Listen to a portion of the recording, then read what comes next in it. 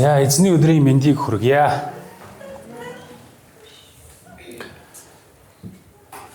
За бид нар чинь Иохан 1-р Иохан номдэр хамтдаа судалж байгаа шүү дээ. Цаасан Библийг гаргаараа. Болж игэл утаснаас жоохон зайлсхийх хэрэгтэй болчиход байгаа шүү дээ, тий? Бид нар чи яг нөгөө номлол сонсох үедээ ч юм уу утсаа гаргаад номлолоо Библийнхаа хэсгийг уншаал удалгүй өөр юмруу орчод байгаа шүү дээ. Facebook чат маад нэтрээ янз янзын зүйлрүү ороо сатаараад алга болчиход байгаа. Тэгэхээр яг эзний үгийг сонсохын өмнө бид нэр долгионоо бас тааруулах хэрэгтэй болдог. Биднээс бас нэг зүтгэл гарах хэрэгтэй шүү дээ. Зориулт гарах хэрэгтэй. Тэрний өгөхлөөр бид нэр анхаарлаа бүрэн яг энэ Библийн бичээсийн үгэн дээр төвлөрүүлэх хэрэгтэй болдог. За яг юуны тухай яриад явдаж байна вэ? Ямар чухал ойлголтууд энд яригдаж байна вэ гэдэг дээр анхаарлаа бүрэн дагуулж хэрэгтэй болдог. Манай өсвөрийн залуучууд бол тий ялангуяа уц мөцөө бол ингээ хойш нь тавиад карманда хийгээд дууг нь хаагаад тий хүн амтан залах юм бол дараа болъё гэдэг ерөөсөө ингээд эхлээд эзнийхээ үгийг сонсох нь чухал байгаа шүү дээ бидний хувьд тийм ээ. Тийм байна. Тэгээд бас ялангуяа манай нөгөө үйлчлдэг хүмүүсийн хувьд бол гарч орохоо болох хэрэгтэй. Би нөгөө өнгөрсөн 7 хоног сануулж ирсэн тий гарч орохоо багасхий гэж хэлчихэд дараа нь багасгаад байхдаа яах вэ гэж бас бодож ирсэн. Ер нь болчих явахгүй юу ер нь зүгээр. Эзний үгэндээ анхаарлаа хандуулъя гэд. За 1-р Иохан номын 4-р бүлгийг ер нь бүхэлд нь үзэх юм. Одоо 4-5 дугаар бүлэг үлдсэн байгаа. Тэгээд 2 хуваагаад ер нь бол номлоё гэж бодсон. Бид нар санаж байгаа бол 3-р бүлгийн төгсгөл хэсэг дээр бид нар Бурхны хайрын тухай ярилцсан тий. Тэгээд хайр байгаа үед ер нь бол юу илэрхийлдэм бэ гэдэг зүйлийг бид нар ярьсан. За тэр үед нэг зүйлийг бол бид нар дурдчихсан. Тэр нь юу байсан гэхээр хайр байгаа бол ах дүүсээ хайрлах хайр байгаа бидний дунд хайр байгаа бол бид үхлээс амьд шилжсэн гэдгээ үүгээр мэднэ гэдэг зүйлийн тухай хэлсэн. Бидний мөнхийн амийг авсан Бурхны хайртай хөвгүүд охтууд болцоосон гэдгээ юугаар мэдэх юм гэж. Юугаар хэмжих юм бэ гэхээр ах дүүсийгээ хайрлах хайр буюу бие биенийгээ хайрлах хайр надаас гарч байгаа бол энэ нь баталгаа болж өгдөг тухай бид ярьсан ерөнхийдөө бол. Мэдээс 3 зүйл цаана байгаа. Гэхдээ өнөөдрийн бүлэг дээр нэг зүйл илүү түлхүү яригдах юм. Тэр нь ямар сэдв байгаа вэ гэхээр ах дүүсээ хайрлах нь Бурхан оршин бууг нотолдог гэдэг зүйл байна. Бурхан байдаг гэдгийг нотолгоо бол юу гэж юм? Бидний бие бинийгээ хайрлах хайр юм а гэж энд Иохан маш тодорхойгоор энийг танилцуулахыг хүссэн байна. За энийг хэдүүлээ хамтдаа харах юм. За би та нарт дуудаж өгье. Та нар сайн хараарай. 1-р Иохан 4-р бүлэг. Энд ингэж хэлсэн байна. Хайртууд минь сүнс болгонд бүү итэг. Харин сүнснүүдийг Бурханаас эсхийг шалга. Учир нь олон хуурамч хишгзүүлэгчд дэлхийд гарч ирсэн. Бурханы сүнсийг та нар үүгээр мэднэ. Есүс Христ махбодор ирснийг хүлээн зөвшөөрөгч сүнс бүр Бурханаас бөгөөд Есүсийг хүлээн зөвшөөрдөггүй сүнс бүр Бурханаас бус. Энэ бол антихристийнх бөгөөд та нар түүнийг ирж байна гэдгийг сонссон ба тэр идүүгээ дэлхийд аль хэдийн байна. Бяцхан хүүхдүүдээ та нар Бурханых бөгөөд тэднийг дийлсэн. Учир нь та нарын дотор байгаа тэр бол дэлхийд байгчаас авгаа. Тэд бол ертөнцийнх. Тиймээс тэд ертөнцийнхийг ярьдаг. ертөнц тэднийг сонсдог. Бид бол Бурханыг мэддэг нь биднийг сонсдгоо. Бурханаас бус нь биднийг сонсдоггүй. Үүгээр бид үнний сүнс ба мэхлэлийн сүнсийг танина. Хайртууд минь бие биенээ хайрлцгаая. Учир нь хайр бол Бурханаас ирдэг. Хайрладаг хүн бүр Бурханаас төрсөн бөгөөд Бурханыг таньдаг. Эс хайрлагч нь Бурханыг таньдаггүй. Учир нь Бурхан бол хайр. Бурхан цорын ганц хүүгээ ертөнцид илгээсэн түүгээр дамжуулан биднийг амьд байлгахын тулд юм. Үүгээр Бурханы хайр бидэнд илчлэгдсэн юм а. Бид Бурханыг хайрлсан бус харин тэр биднийг хайрлаж бидний нүглийн улмаас хүүгээ эвлэрүүлэл болгон илгээсэн л хайр байгаа юм. Хайртууд минь Бурхан биднийг ийхүү хайрлсан бол бид ч бие биенээ хайрлах учиртай. Хинч хизээж Бурханыг хараагүй.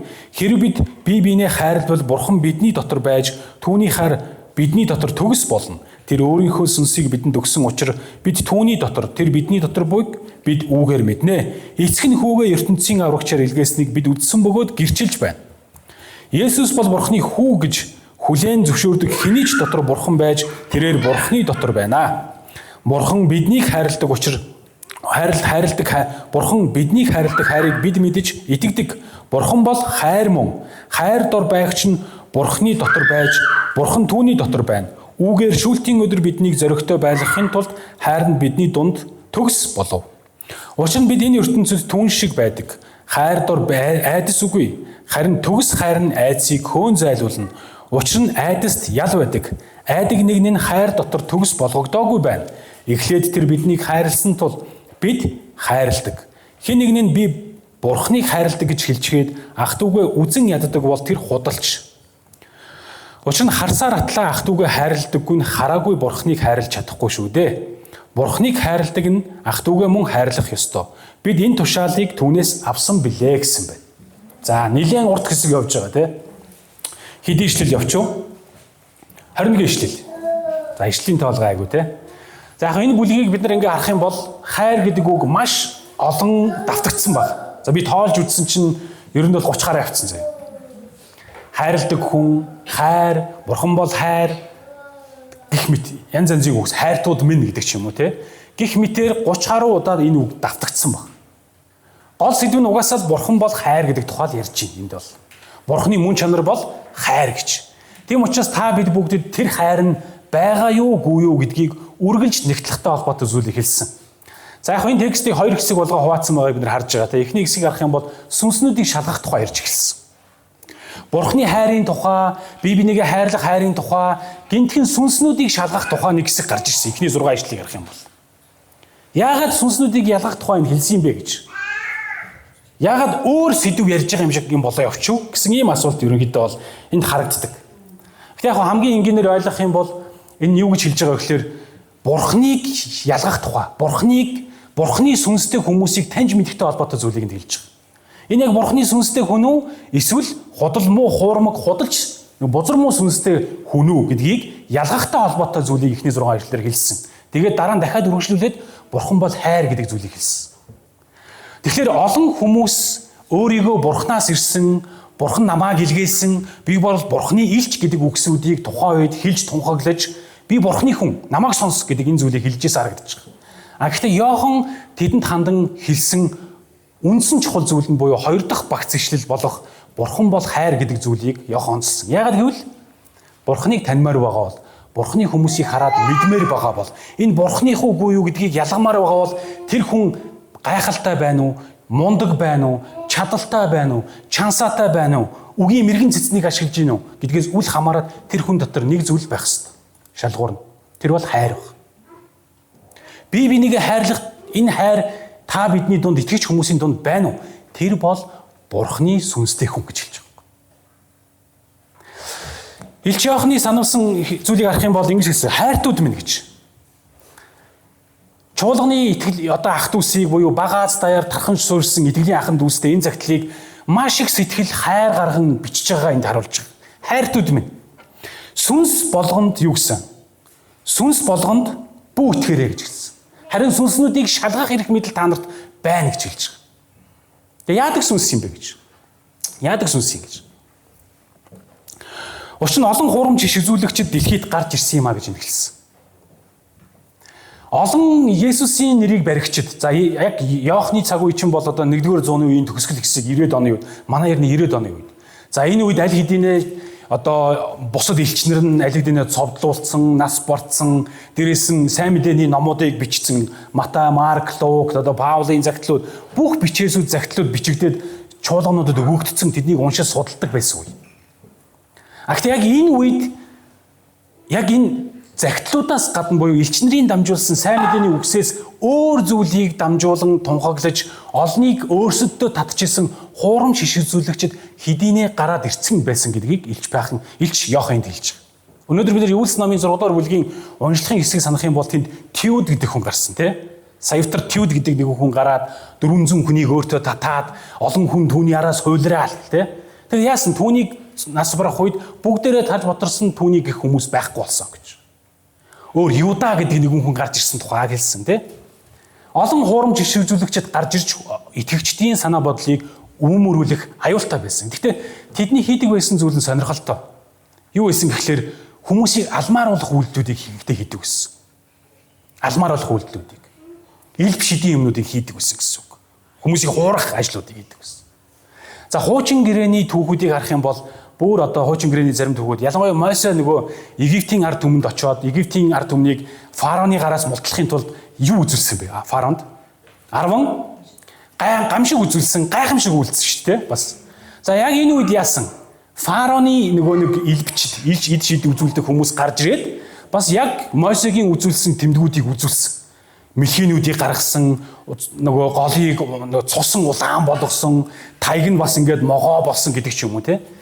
Энэ олон гайхамшигтай үйлдэлүүдийг Бурхны бус хүмүүс хийж исэн бохгүй ерөнхийдөө бол. Элб шидийн мэрэг төлөг хийдэг, ирээдүг хилж өгдөг те. Янз янзын асуудлуудыг хийдэг ийм сүнстэй хүмүүс гарч ирж байсан гэдгийг Иохан хэлж байгаа. Тэр хүмүүсээс яах вэ бид нар? Болгоомжлох хэрэгтэй.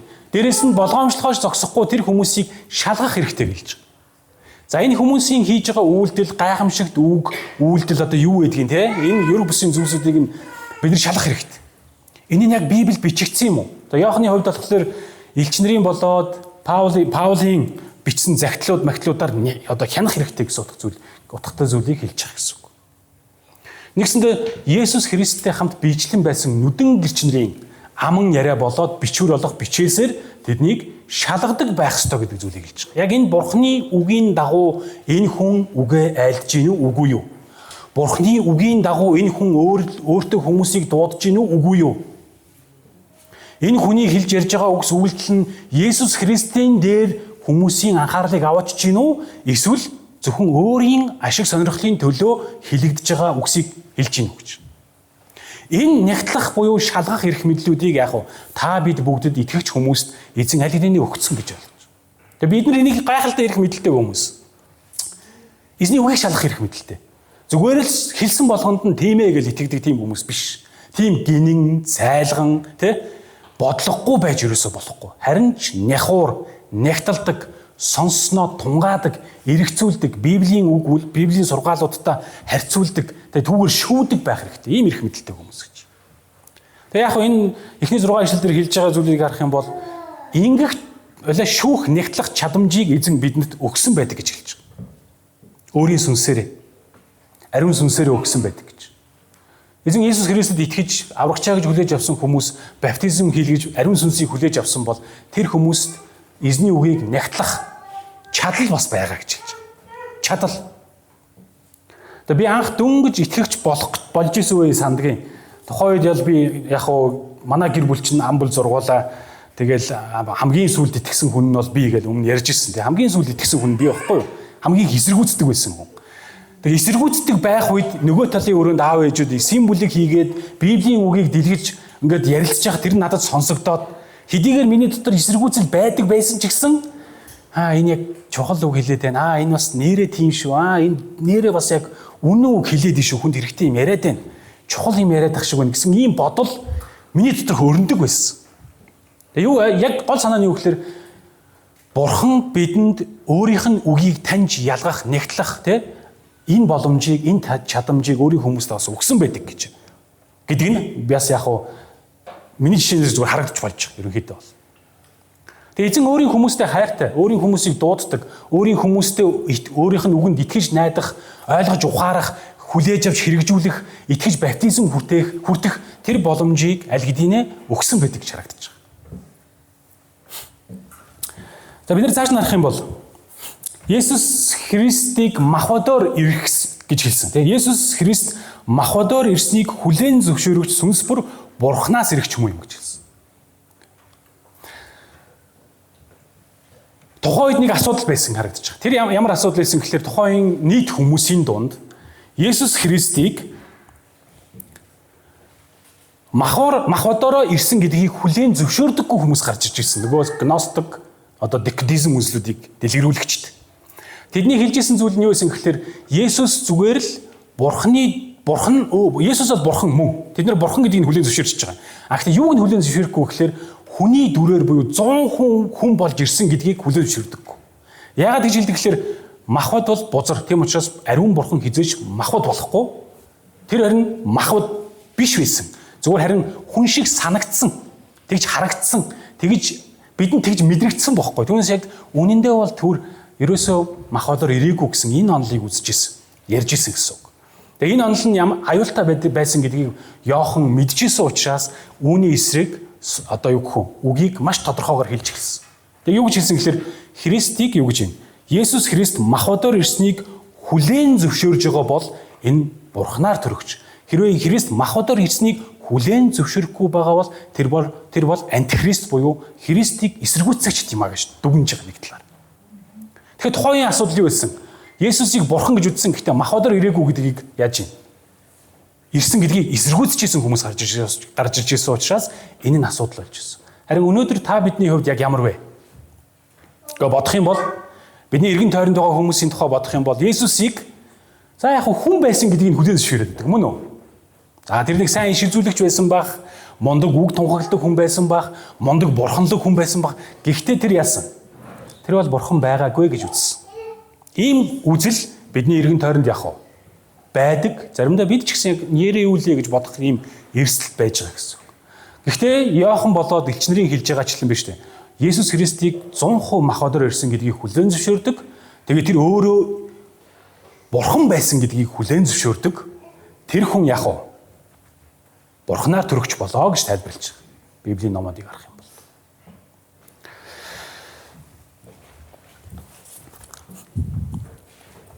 Бяцхан хүүхдүүдээ та нар Бурханых бөгөөд тэднийг дийлсэн гэж хэлж байгаа. За нөгөө нэг дийлсэн гэдэг чинь юу гэсэн үг вэ гэхээр юу гэсэн үг вэ гэхээр бидний эргэн тойронд өөрийгөө Бурханаас ирсэн гэж хэлэх хүмүүс зөндөө гарч ирнэ. Гэхдээ тэр болгоныг ялгаад, нэгтлээд, давж ойлгоод тэдэнд автахгүйгээр харин Христийн дотор байсаар байх тэр чадамж итгэж хүмүүст байгаа шүү гэдгийг сануулж байгаа. Нэгсэндээ ялсан юм а гэж хэлж байгаа. ертөнцийн хүмүүс ертөнцийн имийг ярьдаг. Тэгээд ертөнцийн хүмүүс тэдгэрийг сонсдог. Харин бурхны хүмүүс бурхны үгийг сонсдог, ойлгож хүлээж авдаг. Тэд бол ертөнцийн хүмүүсийг ялан дийлсэн юм а буюу бузар муу сүнсний уруу татлахуудыг ялан дийлсэн гэж хэлж өгч байгаа. Үйлс номын 8 дугаар бүлэг дээр нэгэн жишээ гардаг. Тэр нь ямар жишээ байдгийг гэхээр нөгөө Филипп гэдэг хүн одоо Шамрын нэг шүү дээ. Одоо Самарын нэгэн одоо хотод очоод сайн мэдээг тараасан олон хүмүүст. Тэгтээс Филиппийг очихоос өмнө тэнд биш дээ. Симон гэдэг хүн байсан. Тэр элбэг шид үзүүлдэг. Гайхамшигтай зүйлүүдийг харуулдаг. Тэгээд тэр хүмүүсийг маш олон хүмүүс тойрон хүрээлдэг, дагдаг. Йоо, энэ хүн л бурхны хүч байна. Энэ хүн л бурхнаас ирсэн юм байна гэж тэр Симоныг дагдаг байсан гэж хэлж байгаа. Гэхдээ Филипп очоод сайн мэдээ тараасны дараа юу болсон гэсэн чинь Филипп рүү хүмүүс анхаарлаа хандуулсан. Дээрээс нөгөө Симон гэдэг хүн хэн рүү ирсэн? Есүс рүү ирсэн гэж хэлж байгаа.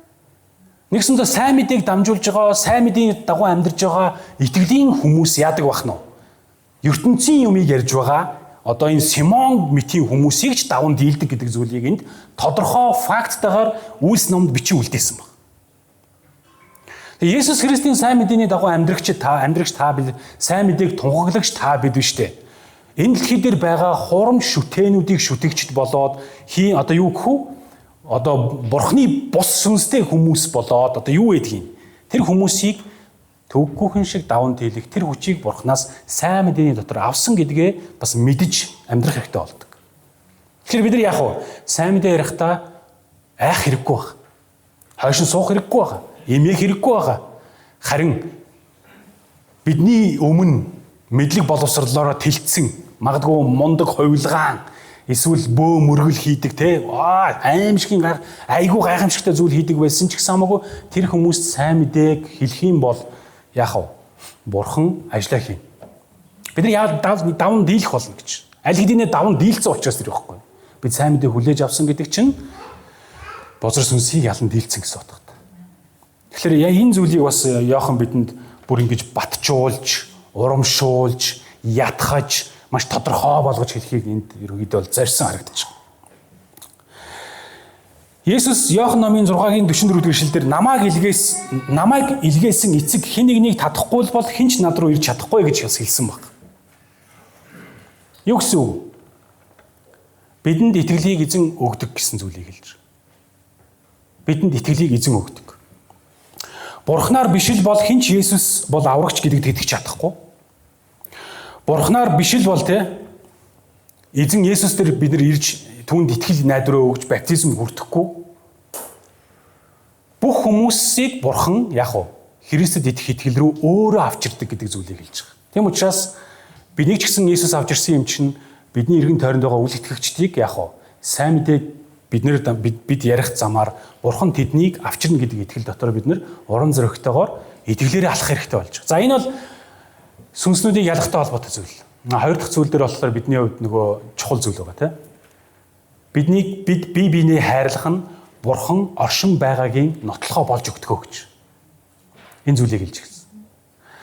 Тэгээ Илч Иохан Бурхан оршин байгааг нотлохдоо одоо яг энэ хэсэг дээр бол түүхэн баримтуудыг сөхөөд л үгийн мэрэгэн цэцнийг ашиглаад л гайхамшигтай үйлдэл үг үйлсүүдийг яриад л те өөрөө хэрхэн амьдрсныгаа дурдах ч юм уу ийм зүйлүүдийг ерөөсөө хэлээгүй. Хамгийн чухал зүйлийг нь хэлсэн. Тэрний юусэн гэхээр Бурхан оршин байгааг нотлох нэг нотлохоо бол танд Христийн хайр Бурханы хайр байгаа юугүй юу гэдгийг л харчих. Хэрвээ тэр хайр та бидний дотор байгаа бол хүмүүс яг хоо эргэн тойрны мань хүмүүс Бурхан байдаг гэдгийг олж харах болно гэж хэлсэн. Сонирн байгаа үстэй. Бид бинийг хайрлангууд хүмүүс энийг харангуудаа яг хоо Бурхан байдсан байна гэж хэлэх гээд нь шүү дээ. Бурхан яг ингэж хэлсэн. Бидний яг энийг сонсоход за арайчтай юу тийм гэж юу ийсэн юм бэ? Тэ бид бинийг хайрлангууд л Бурхан байгаа гэж хүмүүс ирээл мэрээл тийм гэж юу ийсэн гэж магадгүй бодогдох баг. Гэтэ Илч Иохан хэлсэн. Бурхан бол хайр. Түүний дотор байж түүнийг дагдаг хүмүүсийн дотор Бурханы хайр байх болно. Тэгээ та нарын дотор тэр хайрнд байгаа бол үл итгэгчид тэрийг чи хараад Бурхан байдаг гэдгийг яг төвггүйхэн олж харна гэж хэлж байгаа. Төвггүйхэн олж харна гэж. За 10 хамгийн одоо энд нөгөө дараагийн ишлүүдийг харах юм бол ингэж хэлсэн. Хайртууд минь бие биенийгээ хайрлцгаая гэж ятгах эхэлж байгаа. За энэ ишлэл 3 4 удаа хэлж байгаа. Одоо би эндээс харах юм бол энд Иохан номын 7 дугаар ишлэл дээр харах юм бол та нар хараарай. Хайртууд минь бие биенээ хайрлцгаая гэж хэлсэн. Учир нь хайрладаг хүн бүр Бурханаас төрсөн бөгөөд Бурханыг таньдаг гэж хэлж байгаа. За 11 дугаар ишлэл дээр хайртууд минь Бурхан биднийг ийхүү хайрлсан бол бид ч бие биенээ хайрлах учиртай гэж хэлж байгаа. Дахиж лавшруулж штэ. За үүний өмнө юу байгаа юу гэхээр Бурхан биднийг хайрлсан учраас тэр өөрийн цорын ганц хүү Есүс Христийг загалмайн үхэлд буюу таны нүглийн шийтгэл болох үхлийг түүн дээр тоох замаар авралын ажлыг гүйцэлдүүлсэн юм а гэж хэлж байгаа. Бид өнгөрсөн 7 хоногт Есүс бидний төлөө амьдсан гэдэг тухай ярьсан тийм. Тэр бидний төлөө үхсэн бас амьдсан гэж. Энэ ажлыг буюу энэ зүйлийг түүхэнд Бурхан үйлдсэн гэдэг чинь тэр намайг хайрлсан, таныг хайрлсан гэсэн үг. Тийм учраас Бурханы хайрыг авсан бид яах вэ? Бусдыг бас хайрлах өртөө мэд амьдрах хэрэгтэй болж байгаа. Хайрлцгаая гэж хэлж байна. Хайрлцгаая. За 19 дугаар эшлэлээр харах юм бол эхлээд тэр биднийг хайрлсан тул бид хайрладаг гэж хэлж байгаа. Тэгээ энэ хайр би бинийг хайрлах хайр чинь би мундаг учраас надаас гарч байгаа хайр маяр биш болж таарна. Би магадгүй гэр бүлийн хүмүүжлийн хувьд нэлээд сайн аав ээжигээ хүндэлдэг, хайрладаг хүн болцсон учраас одоо гэр бүлтэй болчингуудаа гэр бүлээ айгүй сайхан хайрлаад гэдэг ч юм уу те. Тэрнээс илүү зүйлийг хэлж байна. Юу гэсэн үг вэ? Бурхан чамайг эхлээд хайрлцсан учраас, чамайг нүгэлтнүүд байхад хайрлцсан учраас чи нүгэлт ах дүүсийгээ бас яах вэ? Хайрлаараа гэдэг зүйлийг дахин давтан энд хэлж өгч байгаа. Дахин давтан хэлж өгч байгаа. Бурханы хайр Есүс Христийн дотор бидэнд илчлэгдсэн ах дүүсээ. Тийм учраас бид бусдыг хайрлах хэрэгтэй.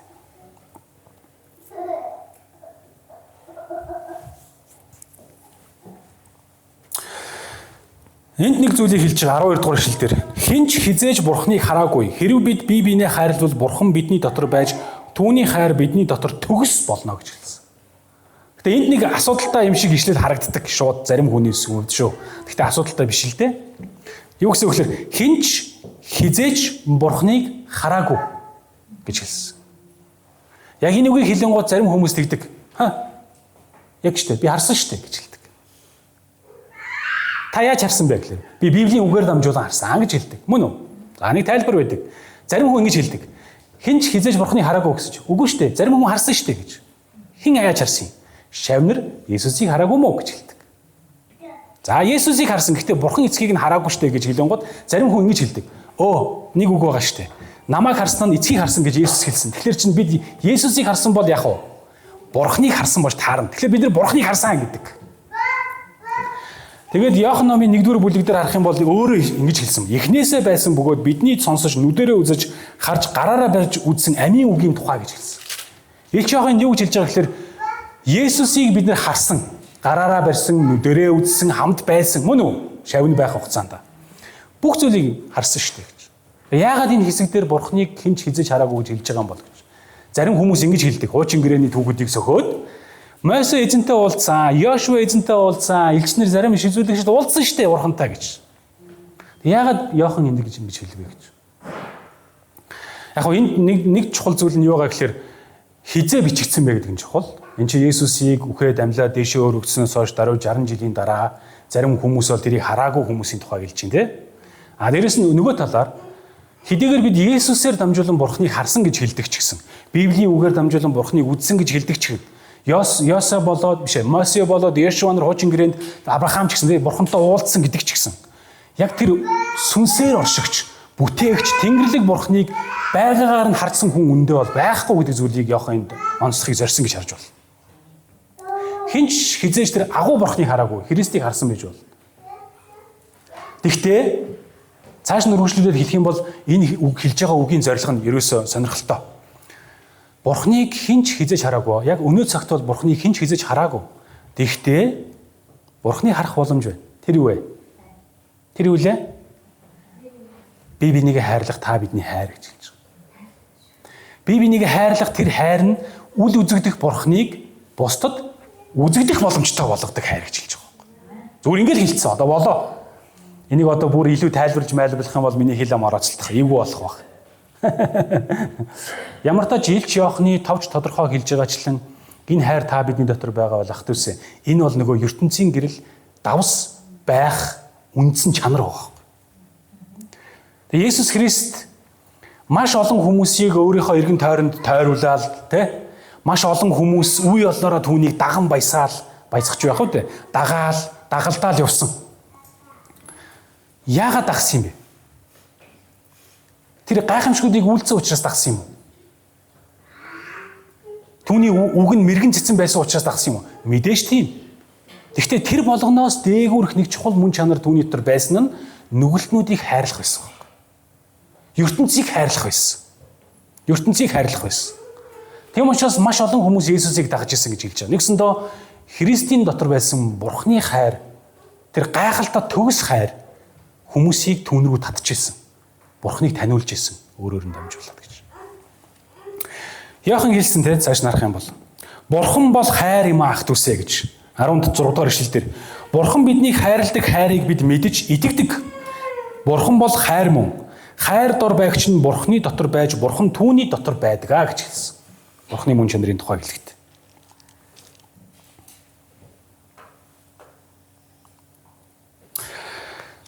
Ийхүү биднийг ятгаж, урамшуулж, синхруулсныхаа төгсгөл хэсгийг харах юм бол Иохан ингэж хэлсэн. Хэн нэг нь одоо бид нар өөрсдөө хандах хэрэгтэй болж байна. Хэрэгжүүлэлтэд бодох хэрэгтэй болж байна. Бид яг ингэж чаддаггүй үгүй юу гэдгийг нэгтлэх хэрэгтэй болж байгаа. Тийм үгсийг хэлж байгаа. Тэрний үгс нь хэн нэг нь би Бурхныг хайрладаг гэж хэлчихэд ах дүүгээ үзэн яддаг бол тэр юу гэж байна? Худалч гэж хэлж байгаа. Худалч. Учир нь харсаар атлаа ах дүүгээ хайрладаггүй нь хараагүй Бурхныг хайрлаж чадахгүй шүү дээ гэж хэлж байгаа. Бас нэг зарчим. Айгүй чухал зарчим. Нүдэнд чинь харагдаад байгаа ах дүүсийгээ хайрлаж чадахгүй байгаа бол та Бурхныг хайрладаг гэж хэлж байгаа бол тэрийг нэг эргээд нэг харж байгаа гэж хэлж байна. Та Бурхныг хараагүй байгаа юм гэдэг үү? Бурхныг хайртай гэж байгаа чинь зүгээр л хоосон үг баг. Хайр гэдэг чинь нөгөө хоосон үг байж болохгүй гэж хэлсэн шүү дээ. Өмнөх номлыг санах юм бол үгээр биш, харин ажил үйлсээр үннээр хайрлая гэж. Нэгсэндээ хайртай гэж байгаа бол хайрын үйлдэл заавал байх хэрэгтэй. Нөгөө итгэл үйлсгүй итгэл нь өхмөл гэдэгчлэн үйлсгүй хайр бол, үйлдэлгүй хайр бол өхмөл хайр гэж нэгсэндээ тодорхойлж болно гэсэн үг. Тэгэхээр ерөөсөө бид нар бодох хэрэгтэй. Бид нар Бурханд хайртай гэж явдаг. 7 хоногт ирдэг, гараа өргөдөг. Бурхан та намайг ивээсэн, та намайг уучсан гэж Бурханд хайртайгаа тунхагладаг. Гэхдээ яг ингээд цуглаанаасаа гараад гэртээ очих үедээ эсвэл ажлынхаа хамт олон донд очих үедээ намайг тавгуутулж байгаа тэр нөгөө хөрш гэж хэлэгдэх хүмүүс яг хайрлаж байгаа юу үгүй юу? Тэдний төлөө би цаг зав зориулалт гаргаж байгаа юу үгүй юу? гэдгээ бодох хэрэгтэй болж байгаа. За яг энэ хөрсөн дээрээ буугаад бодохоор харамсалтай нь энэ зүйл их хомс болсон. Бид нар нөгөө төвчээргүй ханддаг, ууралдаг, уцаарладаг. За зарим хүмүүсийн хувьд бол зүгээр бүр шууд хэрүүл хийдэг. За зарим хүмүүсийн хувьд бол шууд үзэн ядаад шууд цогоод авдаг, тий? За тэгэл янз янзын хүчээр хийлэл гарна, янз янзын асуудлууд гарна. Тэгээ зарим одоо хосууд одоо магадгүй бүр ингээд сарын хугацаанд ярихгүй хэмжээтэй явдаг ч юм уу, тий? Юу хайр маяр одоо харахаар өхмөр санагддаг болсон. Ийм нөхцөл байдалтай нөгөө явдаг. Гэхдээ яг бурхныг хайртай, бурхандаа л хайртай гэл ингээ гараа өргөдөг. А дэрэгдэг ах дүүсээ хайрлах, эргэн тойрныхоо хүмүүсийг хайрлах тал дээр очихоор ингээл тий. Хоочин хүн сэдэрчих гээл айгүй хэцүү болоод идэг энэ тохиолдол бидэнд бол байдаг. Бидэнд бол байдаг. Би бинийгээ хайрлцгаа яах дүүсэ гэж дахин явахын санаолж байгаа. Тэгээд яг олон хүмүүсийн хувьд за би бүх хүн тийм байл гэж хэлээгүй. Би бинийгээ хайрладаг, гэр бүлээ хайрладаг, тэ эхнэрээ нөхрөө хүндэлдэг, аав ээжигээ хайрладаг, чуулганыхаа итгэж ахын дүүсэж хайрладаг, залбирж өгдөг, санаа төвдөг хүмүүс зөндөл олон байгаа. Гэхдээ зарим хүмүүс бас ингэж хэлдэг. Би хайрлалаа, би зориулалаа. Тэгэл би хохирол үлддэн штэ гэж. Би л хохирдэн штэ. Цаг заваараа хохирно, мөнгөөрөө хохирно, сэтгэл санаагаараа хохирно те. Тэр нь хайрлах чи их төвөгтэй асуудал болж хувирдаг миний хувьд бол. Зарим нөхрүүд бол те эхнэрээ хайрлалаа, эхнэр хизээш намайг хайрлахгүй байна гэл те. Эхнэр нөгөө талдаа ч гэсэн яг адилхан. Гэтэ яг Иохны хувьд хэлж байгаа зүйл бас бид нар маш сайн бодох хэрэгтэй. Би бинийгээ хайрлаа гэд, бусдыг хайрлаа гэд хохирч үлдэх юм бол уг нь бидэнд байж боломгүй зүйл байхгүй. Хохирно гэсэн юм бол уг нь байхгүй заяа. За бид нар биднийг хайрласныхаа улмаас заримдаа нэг тодорхой санхугаар хохирч магадгүй мөн үү? Магадгүй. Зарим зүйлийг алдаж магадгүй. Цаг хугацааг алдаж магадгүй. Нөхцөл байдал хүнд болж магадгүй. Тэ айгүй хэцүү байдалд орж магадгүй. Гэхдээ нэг зүйлийг бид нар хизээж алдаж болохгүй зүйл нь юу гэхээр бусдыг хайрласаар байх тэр сэтгэлийг яах вэ? Алдаж болдоггүй. Энийг би зүгээр дандаа л боддог л доо. Яг хүн өөрөө өөрийгөө эвдэж болохгүй гэж. Сэтгэл зүрх оюун бодлоо гимтээж болохгүй гэж би гэж бодмоор байдаг. Гимтээж болохгүй. Бид нар бурхны хайрыг хүлээж авсан бол, бурхны хайрлагдсан хүүгүүд огтуд болсон бол тэр хайртай буюу хайрладаг зүрх сэтгэлийг үргэлж хадгалах хэрэгтэй болдог. Есүс яг энэ зүйлийг бидний өмнө хийж үзүүлсэн. Есүс өштэй Галилийн аймагуд дээр яваад олон түмнийг хуйлруулад, дагуулад тэр хүмүүсийг хараад Есүс яасан? Хайрлсан гэж хэлсэн тийм. Хайрлсан. Өөрийг нь дагсаар байхад маш олон хүмүүс дагсаар байхад хайрлсан байсан. Гэхдээ тэр дагж исэн хүмүүс нь өөрийнх нь эсрэг болоод загалмаа дээр Есүсийг цовдлох үед Есүс хайр нь өөрчлөгдсөн үү? Өөрчлөгдөөгүй. Өөрчлөгдөөгүй.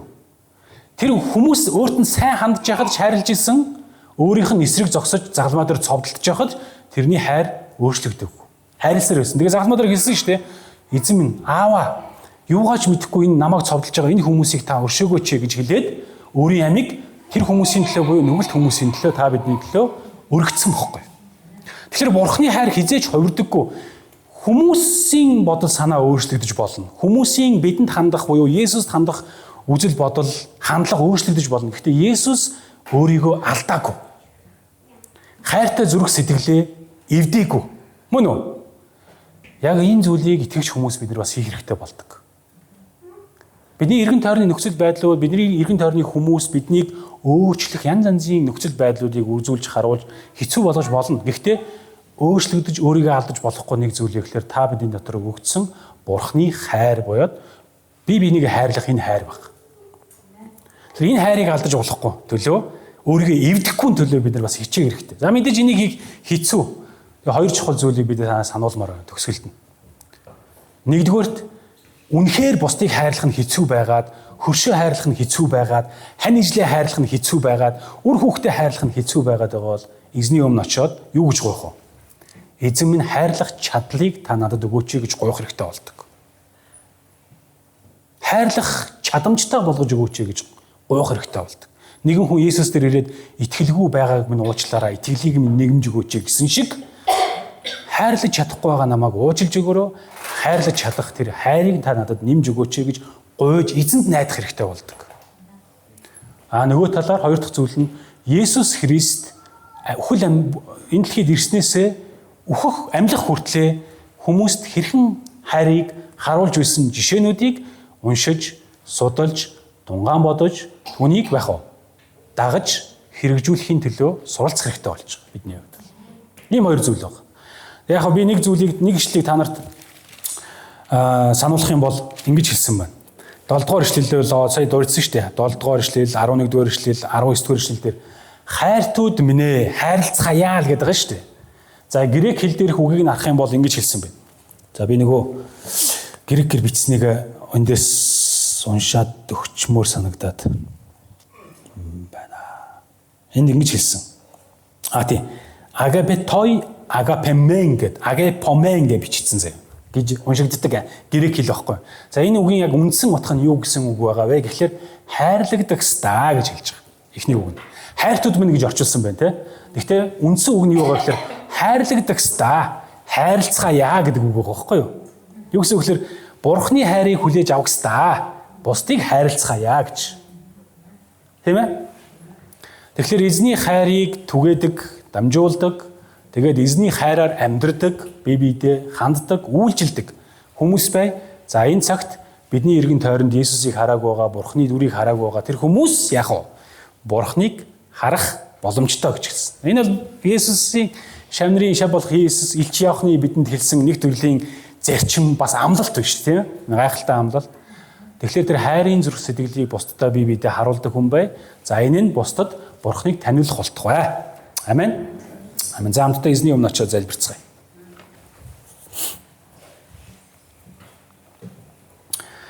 Хайртай эзэн Бурхан минь бид таны өмнө хамтдаа ирэн залбирч байна. Та өөрийн үгийг та бидэнд бас дахин сануулж ятгах таныг хайрлах хийгээд таны хүмүүсийг хөршөө бие бинийгээ хайрлахын чухлыг та бас бидэнд Илч Иохны үгээр дамжуулан сануулж ятгах урамшуулж байгааг нь талархаж байна эзэн минь. Тэгээд бид нар бие бинийгээ хайрлж чаддаг байхад эзэн та туслаж өгөөрэй. Бас үйлстэй хайраар үйлчлэхэд та туслаж өгөөрэй.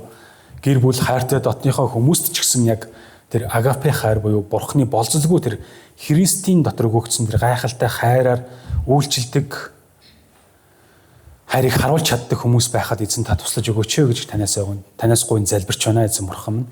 Тэгээ сул дорой байдлыг минь та уучлж өршөөж үгийн дагуу та биднийг сэргээн шинчилж барьж байгуулж өөрчлөж босгон барьж байгуулж өгөөч гэж гуйж байна. Тэгээд ирэх өдрүүдэд бид яг үгийг бас үргэлжлүүлэн тунгаан бодоод амьдралынхаа ямар талбаруудад хэрхэн яаж хэрэгжүүлж болох вэ гэдгийг та бас бодуулж ариун сүнснийхээ гайхамшигт ажлаар олон хэрэгжүүлэх замуудыг, боломжуудыг, арга ухааныг та бидэнд мэдүүлж өгөөрэй гэж гуйж байна. Бүх сайн таалал нь таны хайртай, таны хайрлагдсан хөвгүүд охтуудын дээр бэлхэн байх болтугай гэж эзэн Есүсийн нэрээр залбирч байна. Амен.